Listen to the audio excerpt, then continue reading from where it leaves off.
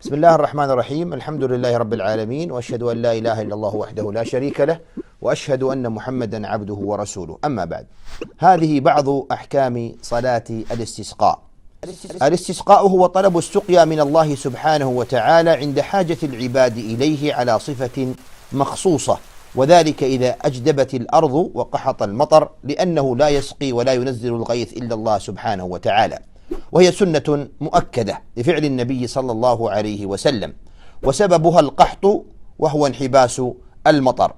وأما وقتها فوقت صلاة الاستسقاء وصفتها كصلاة العيد، لقول ابن عباس رضي الله عنهما: صلى النبي صلى الله عليه وسلم ركعتين كما يصلي في العيدين، ويستحب فعلها في المصلى كصلاة العيد، وتصلى ركعتين ويجهر بالقراءة فيها كصلاة العيد، وكذلك في عدد التكبيرات وما يقرأ فيها.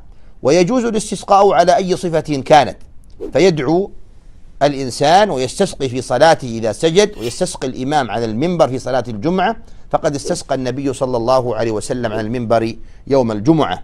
وإذا أراد الإمام الخروج لها وعد الناس وحدد لهم يوما ووعظهم وأمرهم بالتوبة والخروج من المظالم وترك التباغض والتشاحن، وحثهم على أداء الزكاة لمن أخرها عن وقتها، لأن عدم إخراج الزكاة من أسباب منع المطر، لقول النبي صلى الله عليه وسلم: وما منع قوم زكاة أموالهم إلا منعوا القطر من السماء ولولا البهائم لم يمطروا. ويخرج لها الناس بتواضع وتخشع وتذلل وتضرع، لقول ابن عباس رضي الله عنهما: خرج النبي صلى الله عليه وسلم للاستسقاء متذللا متواضعا متخشعا متضرعا. ويسن أن يخطب الإمام في صلاة الاستسقاء، وقد اختلف الفقهاء في ذلك، فالجمهور على أن للاستسقاء خطبة كخطبة العيد والجمعة، خطبتان يفصل بينهما بجلوس يسير.